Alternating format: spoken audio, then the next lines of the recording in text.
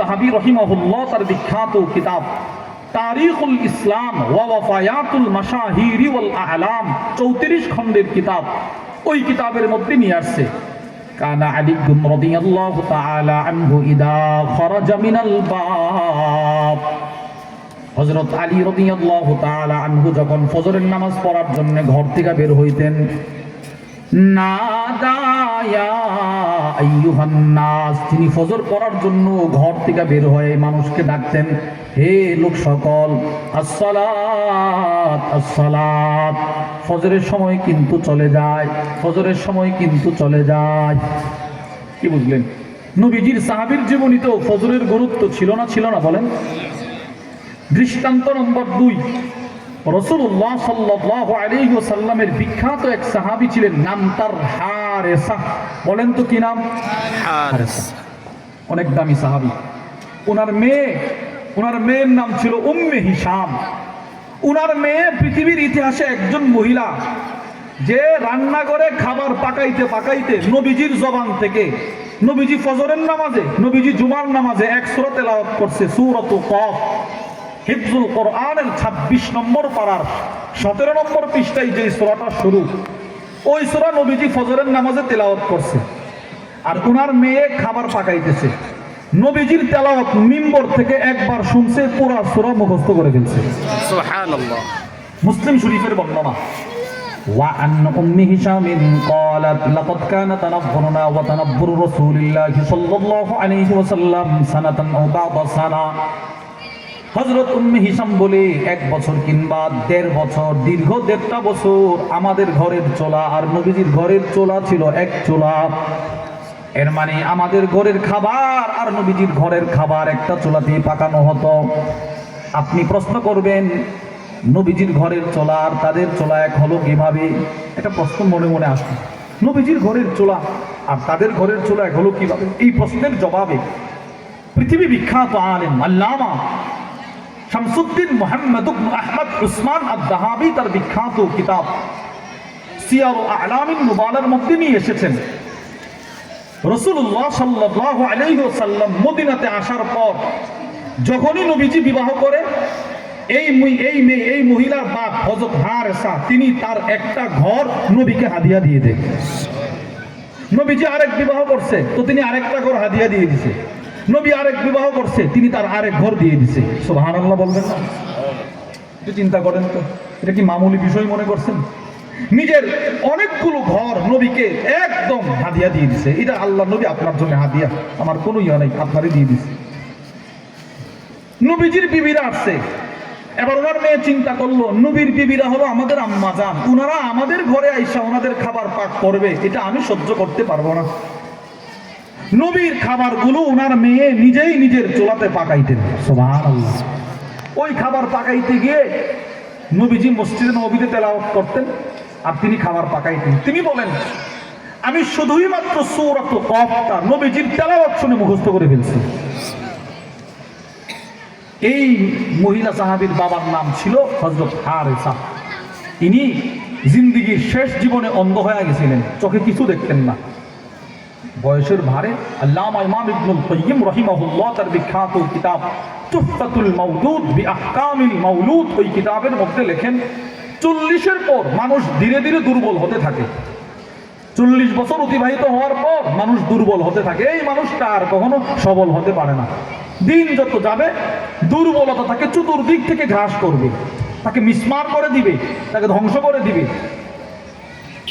আল্লামা ইমাম ইবনুল কাইয়্যিমের বক্তব্য অনুযায়ী মানুষ যখন বুড়া হয় তখন তার চোখের পাওয়ারও কমে যায়, হাতের নড়াচড়াও কমে যায়, হাত অটোমেটিক নড়াচড়া করে, নিজের হাত নিজে নিয়ন্ত্রণ করতে পারে না। হাত আছে দেখতেছে, হাত একটা আছে দেখতেছে, নড়তেছে কাঁপতেছে, কিন্তু এটাকে তিনি থামাইতে পারে না, রব দুর্বল করে দেয়। তো নবীজির এই সাহাবী শেষ জীবনে অন্ধ হয়ে গেছিলেন, চোখে দেখতেন না। এখন দেখেন, উনি চিন্তা করলো, জোহরের সময় তো যে কারো সাহায্যে আমি মসজিদে নববীতে গিয়ে নামাজ পড়তে পারবো, আসরের সময় যে কেউ আমারে নিয়ে যাবে, মাগরিবের সময় যে কেউ নিয়ে যাবে, এশারের সময়ও যে কেউ নিয়ে যাইতে পারে, কিন্তু আমি তো অন্ধ মানুষ। ফজরের সময় মানুষের ঘুমের সময়, গাফলতের সময়, যদি আমাকে ফজরের সময় কেউ মসজিদে না নিয়ে যায় আর আমার জিন্দিগির একটা ফজর ছুটে যায়, আমি আল্লাহর সামনে মুখ দেখাবো কিভাবে? এই টেনশন মাথায় নিয়ে নবীর এই সাহাবী একটা রশি কিনছে। রশির একটা মাথা মসজিদে নববীর একটা খুঁটিতে বাঁধছে, আর রশির আরেকটা মাথা নিজের ঘরের দরজায় বাঁধছে। এবার যখন মসজিদে নববী থেকে ফজরের আজান শুরু হয়ে যায়, তো সাহাবী রশি ধরে ধরে একা একা ফজর যেন না ছুটে মসজিদে চলে যায়। নবীর এই সাহাবীর জীবনী থেকে আপনি কি বুঝলেন? ফজরের গুরুত্ব ওনাদের কাছে কম ছিল না বেশি? দৃষ্টান্ত নম্বর 3, মুওয়াত্তা লিল ইমাম মালিকের বর্ণনা। আন্না উমর ইবনে আল খাত্তাব ফাকাদা সুলাইমান ইবনে আবি হাসমা। খলিফাতুল মুসলিমিন হযরত ওমর ইবনে আল খাত্তাব একদিন ফজরের নামাজের ইমামতি করলেন। ইমামতি করার পর ওনার নিয়মিত একজন মুসল্লি, তার নাম ছিল সুলাইমান, তাকে তিনি পান না। কিরে, এখানে এই সাইডে নামাজ পড়তো, সবসময় নামাজ পড়তো, আজকে নাই, বিষয়টা কি? নিয়মিত মুসল্লি, আজকে ফজর নামাজে অনুপস্থিত।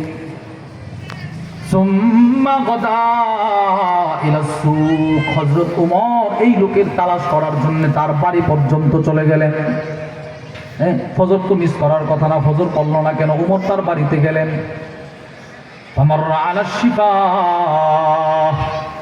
গিয়ে এই লোকের মা ঘরের কাজ করতেছেন, তার মার কাছে গিয়ে ওমর বলে, কি হলো? লাম আরা সুলাইমান ফি সালাতিস সুবহি। আমি কি হলো, তোমার ছেলেকে যা আজকে ফজরে দেখলাম না, বিষয়টা কি? মুনাফিক হয়ে গেছে?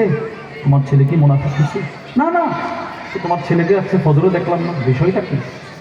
এবার ওই ছেলের মা বলতে লাগলো, না খলিফাতুল মুসলিমিন, আমার ছেলে মুনাফিক হবে কেন? ইন্নাহু বাতা ইউসাল্লি, আমার ছেলেটা সারা রাত দাঁড়িয়ে দাঁড়িয়ে তাহাজ্জুদ পড়ে পুরা রাত কাটায় দিছে। সুবহানাল্লাহ। আচ্ছা, ভালো কথা, ফজর পড়লো না কেন? আমার ছেলে চিন্তা করলো, ফজরের তো আরো অনেক সময় আছে, ফজরের সময় যেহেতু অনেকটাই জামাতের বাকি আছে, সারা রাত তো তাহাজ্জুদ পড়লো, একটু ক্লান্ত, একটু আরাম করি, ফজরের জামাত আবার দৌড়ে গিয়ে মসজিদে পড়বো, এই চিন্তা করে ছেলেটা একটু ঘুমাইল।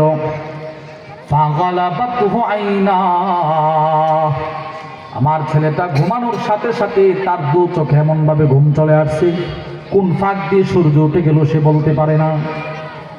তখন হযরত ওমর ইবনে খাত্তাব বলেছিল, সুলাইমানের মা শোনো, লাআন আশহাদা ফি সালাতিস সুবহি আহাব্বু ইলাইয়া মিন আন আকুমা লাইলা।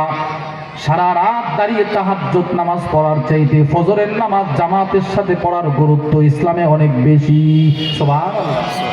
এবার আপনারা বলেন, আমি দুইটা প্রশ্ন করবো, আপনারা জবাব দিবেন। সারা রাত তাহাজ্জুদের দাম বেশি না ফজরের দাম বেশি? ফজরের দাম বেশি। সারা রাত মাহফিলের দাম বেশি না ফজরের দাম বেশি? ফজরের দাম বেশি। তাহলে আমরা কোরআনের একটা আয়াত, নবীজির কয়েকটা হাদিস থেকে বুঝলাম, 3 জন সাহাবীর জীবনী থেকে বুঝলাম, ফজরের গুরুত্ব ইসলামে কম না বেশি? বলেন বেশি। বেশি।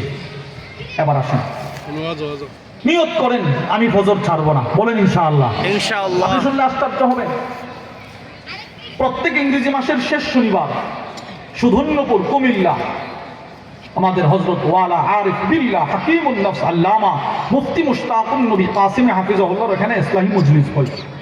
পুরো বাংলাদেশ থেকে, দূর দূরান্ত থেকে হাজার হাজার দিন প্রিয় মুসলিম, কেউ ফ্যামিলি নিয়েও যায়, মহিলাদেরও বয়ান হয়, তো এমনিতে যায়, হাজার হাজার কয়েক হাজার মানুষ প্রতি মাসে একত্রিত হয়। গত ইসলামী মজলিসে কুমিল্লার এক ছেলে, আমাদের প্রিয় ভাই, তার নাম হারুন, তিনি ঢাকা স্টাফ কোয়ার্টারের পাশেই থাকে, লাকসাম তার বাড়ি। হযরত মাওলানা মুফতি আনিসুর রহমান আশরাফি হাফিজাহুল্লাহ হযরতের খাদেম ওই লোককে আমার সাথে পরিচয় করাই দিয়েছে। হঠাৎ করে পরিচয় করাই দিয়েছে, কথা বলতেছে, সে বলতেছে, হুজুর আপনাদের দোয়ার বরকতে, হযরতের অক্লান্ত পরিশ্রমে আমাদের মহল্লার মসজিদে আলহামদুলিল্লাহ ফজরের জামাতের মুসল্লির সংখ্যা 501 জন। আবার আমার বাড়ি, আপনার বাড়ি, আপনার এলাকা, আমার এলাকার মহল্লার মসজিদে ফজরের জামাতের মুসল্লির সংখ্যা কত হাজার? কয়েকশো।